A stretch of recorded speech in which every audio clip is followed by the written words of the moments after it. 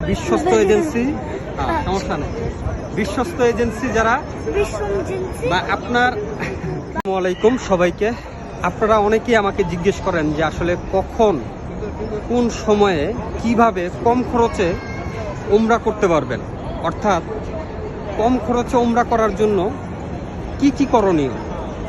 আপনারা এই বিষয়টা মনে রাখবেন, অফ সিজনে যারা আসবেন, অর্থাৎ সিজন যখন চলে, সিজনটা হচ্ছে রমজান বা ডিসেম্বর মাস বা শীতকালীন সময় যেটাকে বলে, এটা পুরাটাই হচ্ছে সিজন। সিজনে উমরা করতে আসলে আপনার খরচ অনেক বেশি।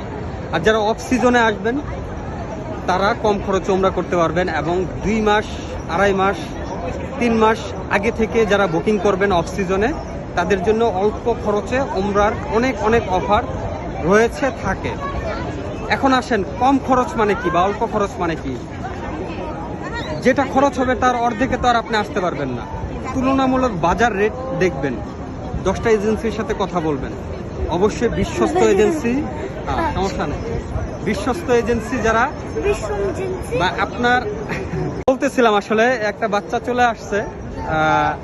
যাই হোক, মূল বিষয় হচ্ছে কম খরচ মানে আপনারা তুলনামূলক যাচাই বাছাই করবেন, আপনার পরিচিত মানুষের মাধ্যমে আসবেন, কারণ এতগুলো টাকা দিয়ে আসবেন, অপরিচিত কারো কাছে দিবেন না। আমিও আপনার কাছে অপরিচিত, তবে বুঝতে হবে যে আমি আসলে মার্কেটে কতদিন আছি, আমি হাজিদের নিয়ে কিভাবে কাজ করি।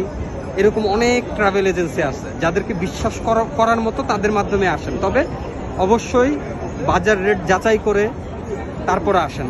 আরেকটা বিষয় হচ্ছে, বাজার রেটের থেকে অনেক কম রেটে অনেকে অফার দিয়ে থাকে, এটা টোটালি প্রতারণা। দেখেন, যেখানে 10 টাকার নিচে আসা যাচ্ছে না, সেখানে আপনাকে 60 টাকা অফার করতেছে। আপনি কিভাবে আপনাকে সার্ভিস দিবে?